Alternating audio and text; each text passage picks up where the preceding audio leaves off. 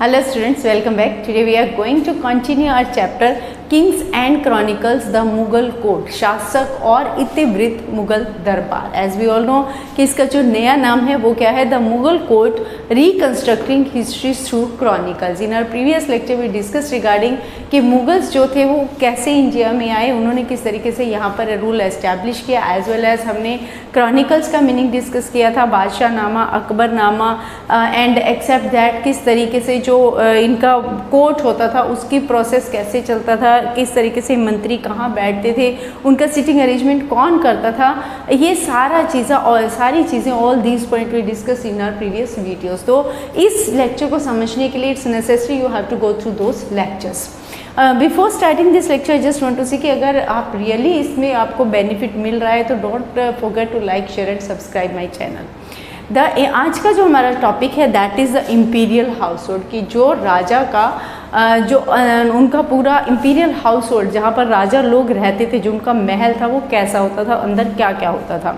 अब Mughal house hold में कौन कौन लोग थे, made up of kings wife and concubines. Concubines होती हैं कि जो दूसरी लेडीज़ थी, पत्नियों के अलावा, उनके अपनी वाइफ्स के अलावा जो दूसरी लेडीज़ वहाँ पर रहती थी उनको बोला जाता था, जिनके साथ राजा शादी नहीं करते थे.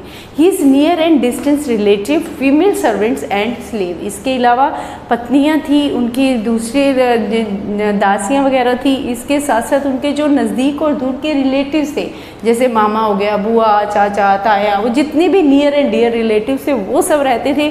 और इसके साथ साथ फीमेल सर्वेंट्स थे और स्लेव्स थे. ये सभी लोग कहाँ रहते थे, in the imperial house hold.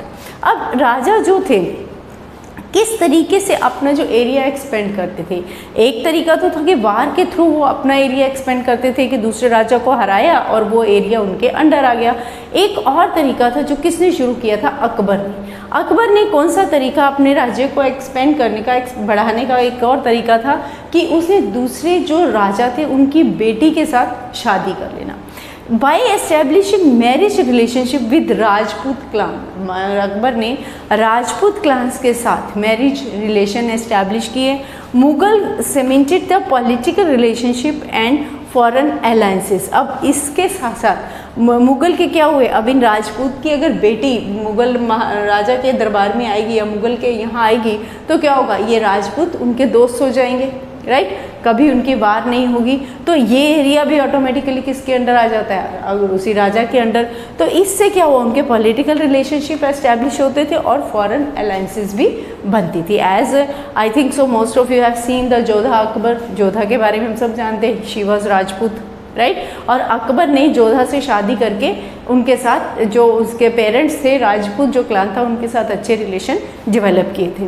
Then a distinction was made in Mughal household. लेकिन मुगल हाउस होल्ड जो था, जो उनका मुगलों का महल या जहाँ पर मुगल लोग रहते थे, पारिवारिक उनका जो था, उसमें एक डिस्टिंक्शन बनी होती थी. डिस्टिंक्शन कैसे बनी होती थी, between the wives who came from the royal families, जो पत्नियां रॉयल फैमिलीज से आती थी, जैसे कि Jodha Begum and others, and उनको क्या बोला जाता था, बेगम, राइट. और दूसरी अदरवाइज जिनको क्या बोलते थे, अगास. अगास मतलब जिनको वो वाइफ की तरह उनके साथ रहते थे बट उनसे शादी नहीं करते थे. तो एक वो थी, they were not from the noble families, जो कि नोबल फैमिली से नहीं होती थी. वो मोस्टली क्या होती थी कि अगर राजा ने किसी दूसरी कंट्री पर अटैक किया है, वो दूसरा राजा हार गया, तो बहुत सारी वाइफ्स ऐसी होती थी, लेडीज़ ऐसी होती थी जो विडो हो जाती थी. तो उनको सेफ्टी देने के लिए राजा नाम के लिए क्या दिखाता था कि नाउ ही उनके साथ जो है उनकी सुरक्षा, उनका सब कुछ की रिस्पॉन्सिबिलिटी कौन लेता था, राजा, राइट. तो उनको क्या बोला जाता था, अगाज. Lots of male and female slaves were included in the Mughal household. इसके अलावा और कौन थे, बहुत सारे मुगल स्लेव्स थे, दास दासियाँ वहाँ रहती थी. After Nur Jahan, Mughal queens and princesses started to control the important financial resources. यहाँ तक तो हमने अभी बात की है कि कौन कौन मुगल दरबार के, मुगल जो महल होते थे उनमें कौन कौन रहते थे, राइट. वाइफ्स रहती थी, दूसरी वाइफ्स रहती थी, बेगम्स रहती थी, अगाज रहते थे, सर्वेंट्स रहते थे, नियर एंड डियर रहते थे, स्लेव्स होते थे, राइट. अब इसके अलावा जो फीमेल थी, जो बेगम्स थी, उनको क्या क्या राइट्स थी. अब जब नूरजहाँ महल, नूरजहाँ जो थी वो रानी, उसने जब पूरी तरीके से मुग़ल दरबार की एक्टिविटीज़ में पार्टिसिपेट करना शुरू किया था, तो उसके बाद से जितनी भी प्रिंसेस थी उनको भी कुछ फाइनेंशियल रिसोर्सेज पर उनका कंट्रोल होता था, यानी कुछ एरिया जो था उनको दे दिया जाता था कि वहाँ के रिसोर्सेज की सारी इनकम उन्हीं प्रिंसेसेस की होगी, राइट। अब इनमें किसका नाम फेमस है? जहांनारा एंड रोशनारा।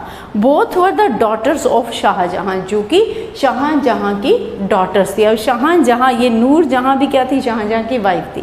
तो इन दोनों को भी had annual income which was equal to the higher mansabdar. Mansabdar क्या था? रैंक। उस समय में मनसबदार जो था एक सबसे ऊंचा जो था ओहदा होता था, ऊंचा रैंक होता था।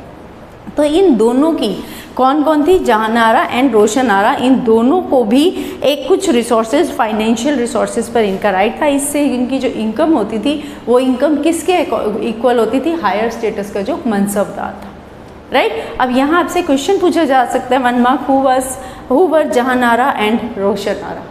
कौन थी? तो यू मस्ट नो कि ये दोनों कौन थी? Daughter of Shahjahan. देन इसके अलावा except this, Jahanara also receive revenue from the Surat. जो सूरत का एरिया था, जो कि मेन ट्रेडिंग सेंटर था, वहाँ से जितना भी रेवेन्यू आता था वो रेवेन्यू भी कौन लेता था? जहांनारा।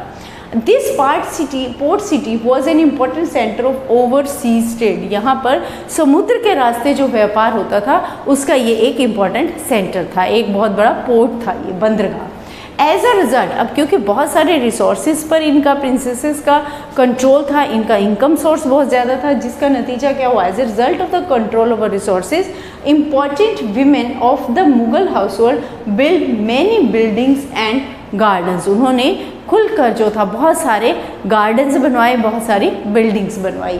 अब उनमें गार्डन्स या बिल्डिंग्स में हमें एक एग्जांपल कौन सा है? द बाज़ार ऑफ चांदनी चौक, जो कि शाहजहानाबाद, शाहजहानाबाद किसका नाम है? एट प्रेजेंट जो दिल्ली है। तो शाहजहानाबाद का जो चांदनी चौक है वो किसने डिज़ाइन किया था, किसने बनवाया था? जहांनारा ने। अगेन योर 1 मार्क क्वेश्चन कि जो चांदनी चौक या शाहजहानाबाद को डिज़ाइन किसने किया था? जहांनारा ने, right. This is again your 1 mark question.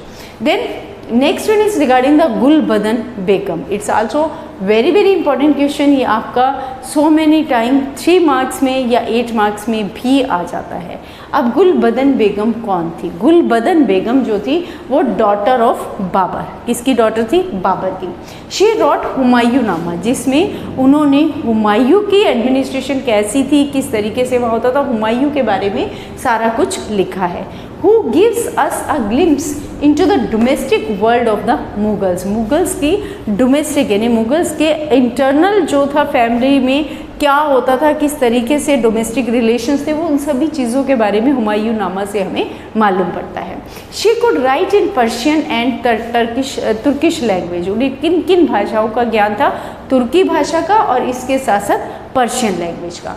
When Akbar appointed Abul Fazl to write a history of his kingdom, जब अबुल फजल को अकबरनामा, जिसके 3 वॉल्यूम है, उनमें फर्स्ट 2 वॉल्यूम में मुग़ल हिस्ट्री के बारे में ही बताया गया है, तो उसमें जब उनको अबुल फजल को अकबरनामा लिखने के लिए अपॉइंट किया गया, तो उस समय अकबर ने रिक्वेस्टेड हिज आंट, अपनी जो आंट, क्योंकि अकबर किसका बेटा था? बाबर का, राइट।